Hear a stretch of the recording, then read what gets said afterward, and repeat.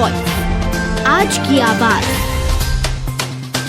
Indore police के द्वारा गिरफ्तार किए गए सिकलीगर राजेश बरनाला और उसकी गैंग से पूछताछ में कई खुलासे सामने आ रहे हैं। पुलिस को जानकारी मिली है कि इस गैंग के द्वारा कई राज्यों के गैंगस्टर को हथियार सप्लाई किए जाते थे। पुलिस पूछताछ में हरियाणा, यूपी और दिल्ली से भी बदमाशों के तार जुड़ रहे हैं। वहीं सुपरस्टार सलमान खान को जान से मारने की धमकी देने वाली गैंग लॉरेंस बिश्नोई को भी बदमाश हथियार सप्लाई कर चुके हैं। पुलिस पूछताछ में खुलासा हुआ है कि आरोपी महीने में 100 से अधिक हथियार बनाकर बेच देते थे। इसके लिए आरोपियों के द्वारा फेसबुक और मैसेंजर का उपयोग भी किया जाता था। आरोपियों में मुख्य सरगना राजेंद्र है, जो कि सेंधवा और बड़वानी से हथियार लेकर अन्य राज्यों में बेचता था।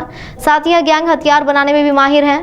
इस पूरे मामले में इंदौर पुलिस की बातचीत दिल्ली पुलिस की स्पेशल ब्रांच से भी हुई है। फिलहाल पुलिस की एक टीम आरोपियों के द्वारा बताए गए ठिकानों की पड़ताल करने में लगी हुई है। अन्नपूर्णा थाना क्षेत्र में विगत दिनों में जो नकबजनी करने वाली एक गैंग को पकड़ा गया था, उनसे पीआर लेके पूछताछ की जा रही थी। उन्होंने लगभग 15 जगह यहाँ पर घटना करने का प्रयास के बारे में बताया। सभी घटना स्थलों को ले जाकर उनसे तस्दीक किया गया है, जिसमें 2 घटना स्थल अन्नपूर्णा थाने के थे, जिसके तफ्तीश के दौरान उनको पकड़ा गया था।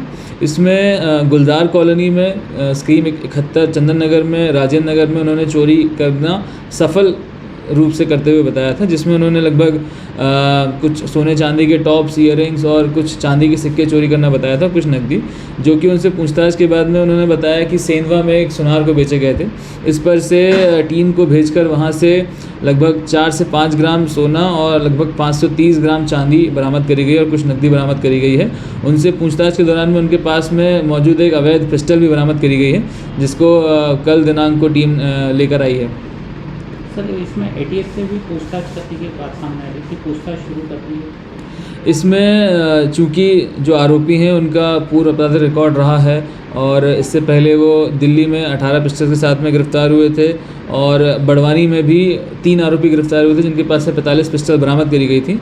तो इनके संबंध कई गैंगस्टरों से होना बताया गया था और कई रूप से ये भी बताया गया था कि खालिस्तानियों को और अन्य गैंगस्टर्स को उनके द्वारा अवैध हथियार सप्लाई किए गए हैं।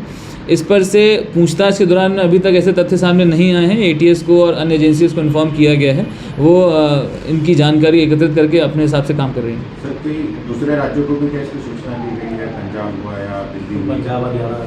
जी, जहाँ जहाँ पर इनके द्वारा ऐसा आम सप्लाई करना बताया गया है, वहाँ पर गोपनीय रूप से सभी अधिकारियों को सूचना दी गई है और इनकी डिटेल्स, इनका आपराधिक रिकॉर्ड और बाकी सारी चीज़ें भी उनके साथ शेयर की गई हैं, जब जिससे ताकि वो लोग अपने हिसाब से इसमें जो भी जांच करना चाह रहे हैं वो कर सकें। आप कहाँ से लाते हैं सर? इसकी कुछ जानकारी सामने निकल कर आई है? जी, जहाँ पर ये रहते हैं वहाँ पर ये सिकलीगर कम्युनिटी पेशेवर रूप से अवैध हथियार बनाती है और वहाँ पर ही इनके हथियार बनाए जाते थे और ऑनलाइन फेसबुक, व्हाट्सएप, मैसेंजर, इसके माध्यम से ये ग्राहकों से जुड़ते थे, जहाँ पर लोग इनसे संपर्क करके इनसे अवैध हथियार लेने का प्रयास करते थे। इनके पूछताछ में ये भी सामने आया है कि जब इन्होंने 2021 में फेसबुक पर एक आईडी बनाई थी, जिस पर इसने अपना पिस्टल रूपी डिस्प्ले पिक्चर लगाया हुआ था और कई फ़ोटोज़ भी अपलोड करी थी पिस्टल्स की, तो राजस्थान से, यूपी से, दिल्ली, पंजाब, हरियाणा से कई लोगों ने उनको संपर्क किया था, जिसके बाद इन्होंने उनको अवैध हथियार बेचने के लिए बातचीत करी थी।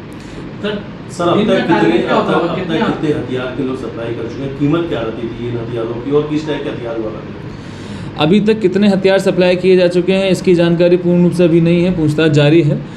जो हथियार की कीमत है वो उनके द्वारा बताया गया कि जब लगभग मार्केट में उसकी कीमत 20 से 25 हज़ार रुपये तक होती है। बड़े गैंग से जो तार इनकी मिल रहे हैं, कुछ बड़े नाम क्या सामने आए हैं सर? इसमें कौन से कनेक्शन सामने आए?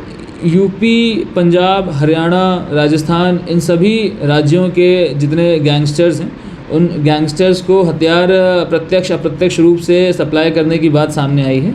इसमें अभी जांच जारी है, कई और लोगों के नाम सामने आने की संभावना है। सर, हर दिन कितने हथियार सप्लाई करने का कितना टारगेट वाला?